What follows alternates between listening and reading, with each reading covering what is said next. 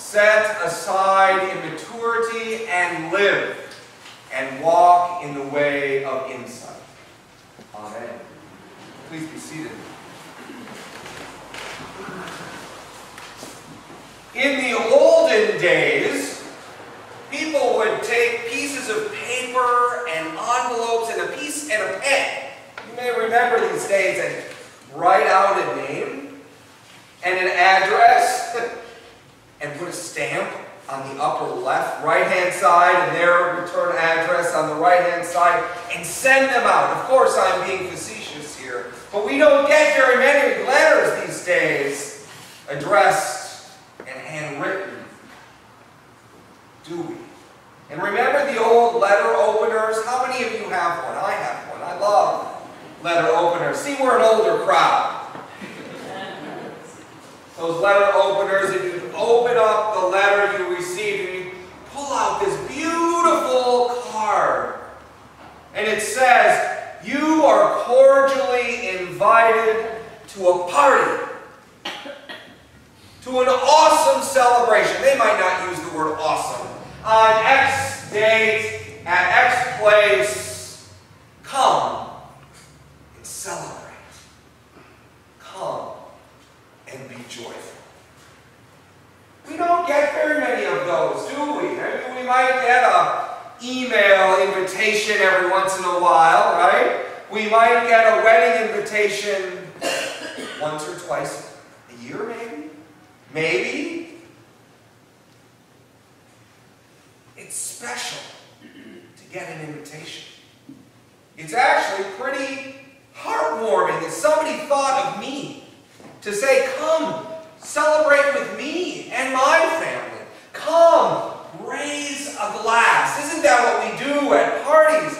We take a goblet, a wine glass, filled with just succulent wine, fruit of the grape.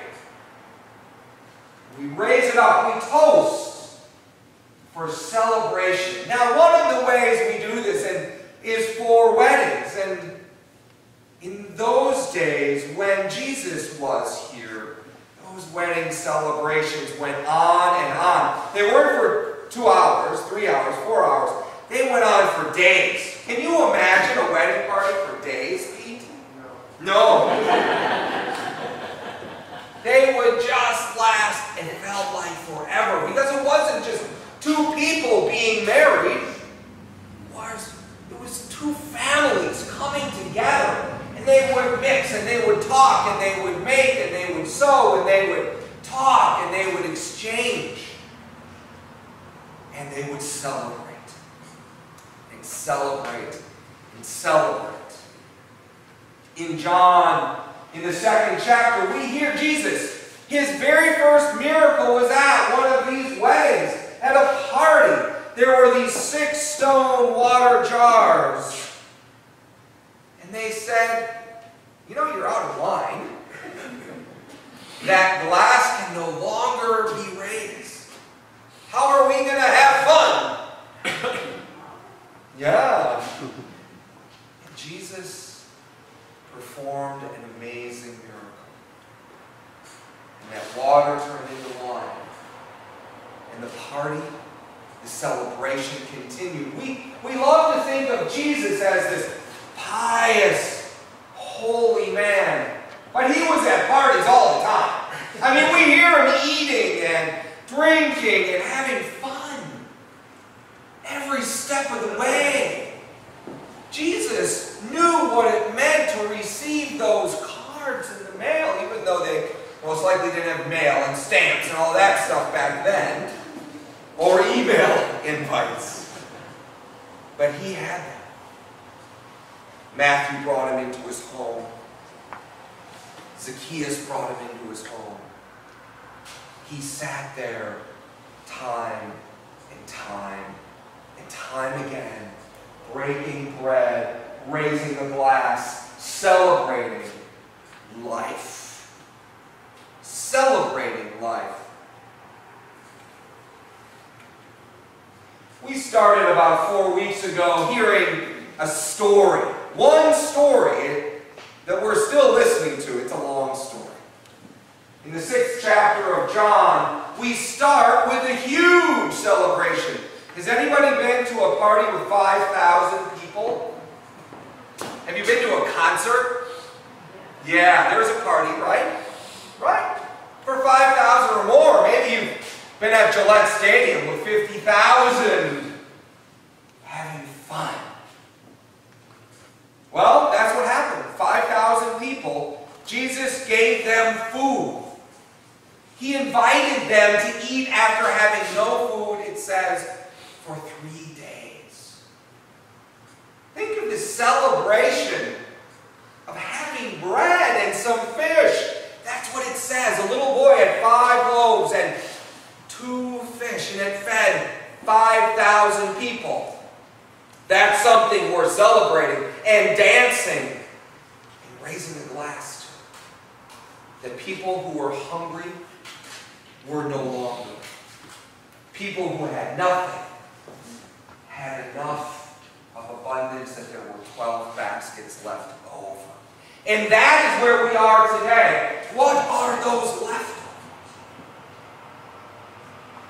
What came out of that party and that celebration that Jesus, the Son of God, offers the world?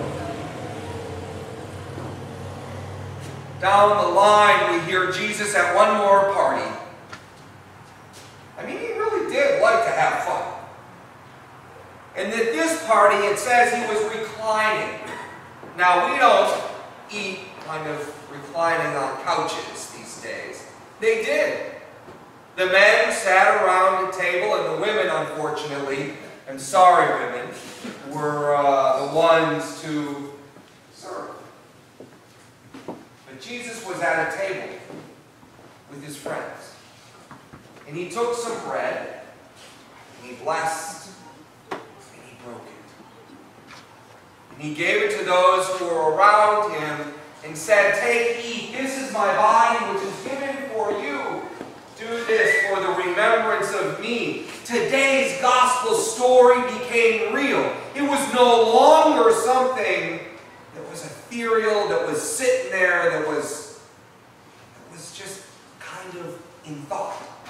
It became real. And they told a story. You know, think about it. We'll say when a party happens after a funeral, right? Oftentimes glasses are raised with tears and joy. And what do? We tell stories, don't we? The families come together and they share. Do you remember when?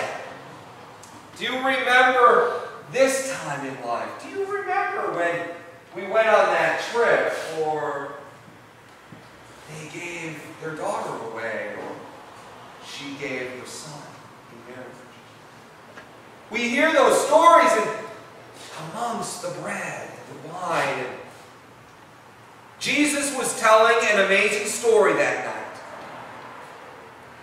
He was telling a story about the people, his people, who were slaves in Egypt. And they crossed through this amazing water and split open. And they were set free. That is the story Jesus was telling on that most amazing night. He said, we were slaves. We had no freedom. We had absolutely nothing in life. And he said, not anymore. We are now free. The shackles that bind have been broken. The pain of brokenness is now healed. That what separates us from God can no longer, because of bread and wine. Because after supper, Jesus took that cup of wine. And when he had given thanks, he gave it to them and said, "Drink this, all of you. This is my blood of the new covenant that was shed for you and for many for the forgiveness of sin." Do this, he said, do this. What we do here The party we have here. Yes, this is a party. Do this in remembrance of me. When's the last time you danced in church?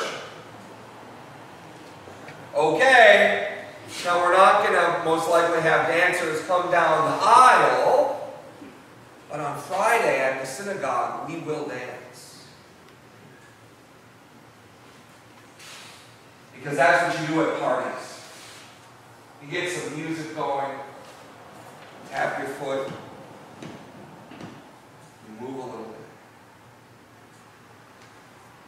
bit. What would it mean if we had Sandy and Jan, and Gordy and Susu and the rest of you took out a pen? I'll give you some paper and an envelope and a stamp. And you wrote a friend and you said, you are cordially invited to the greatest party ever to be thrown, ever to be known, ever to be had. We are going to break bread. We're going to raise a cup. We are going to tell stories. We're going to dance. And joy will be had in the most amazing ways ever. That is the gift of here. That is why we built this space. That is why we come together. Pete, stand up and dance. Okay.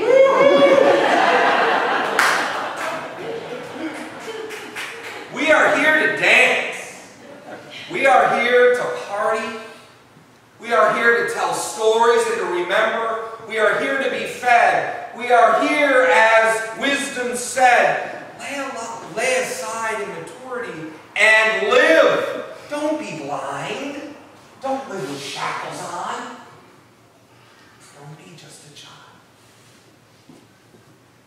But live and walk with insight. So send that letter. Write that invitation.